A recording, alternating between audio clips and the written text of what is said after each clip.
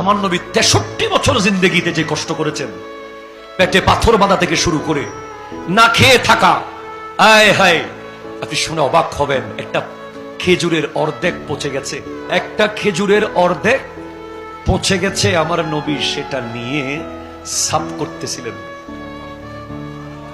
রিওয়ায়াতের মধ্যে এসেছে আমার নবী অর্ধ পচা খেজুরটা নিয়ে যে অর্ধেক ভালো অংশ আছে সে অর্ধেকটাকে সাফ করে পচা অর্ধেকটাকে চিরে ফেলে পরিষ্কার করছেন। কোন এক সাহাবা বলছেন, ইয়া রাসূলুল্লাহ, এটা কেন নিচ্ছেন? অর্ধেক খেজুর পচা। নবী বলছেন, তোমার নবী 4 দিন ধরে কিছু খায় নাই, উপোস থেকে, পেটে পাথর বেঁধে, পাহাড়ে বন্দি থেকে, গোটা জিন্দেগি উম্মতি উম্মতি করে 21 দিন দাঁড় করিয়ে রেখেছে তায়েফের মানুষ আমার নবীকে গেইটে। 21 দিন। আপনি 1 ঘন্টা দাঁড়াবেন না, বিরক্ত হয়ে যাবেন। 21 দিন তারা গেইটে দাঁড় করিয়ে রেখেছেন। সাহাবায়ে কেরাম বলে, ইয়া রাসূলুল্লাহ, আর কতক্ষণ দাঁড়িয়ে থাকবেন?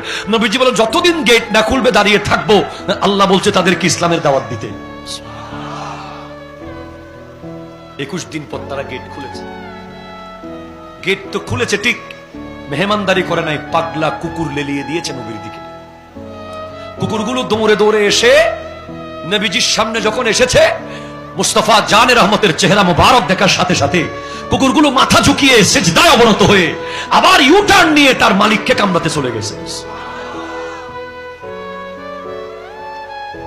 ওরা শেষ পর্যন্ত নবীকে তাও ছাড়ে নাই, পাথর মেরে মেরে ওটা আপাদে মস্তক রক্তে রঞ্জিত করেছে।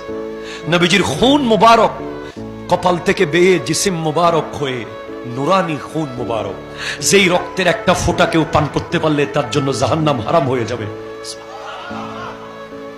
সেই খুন মুবারক নুরানি জুতা মুবারকের তলায় গিয়ে এমন ভাবে লেগে গিয়েছিল, ইতিহাস তারিখ বলছে নবীজি যখন নালাইন শরীফ জুতা মুবারক খুলেছেন, পায়ের তলার চামড়া মুবারক উঠে গিয়েছিল। এরপরেও ফেরেশতা যখন এসে বলে, আপনি বলেন পাহাড় উল্টাই দিচ্ছি, আপনি বলেন পানি দিয়ে ধসিয়ে দিচ্ছি, আপনি বলেন আগুন দিয়ে জ্বালিয়ে দিচ্ছি, নবী বলেন, না না না না না না, আল্লাহুম্মা ইহদি কওমি ফাইন্নাহুম লা ইয়ালামুন। আল্লাহ, আমার কওমকে তুমি হেদায়েত করো, তারা বুঝতেছে না, তারা বুঝতেছে না, তারা বুঝতেছে না।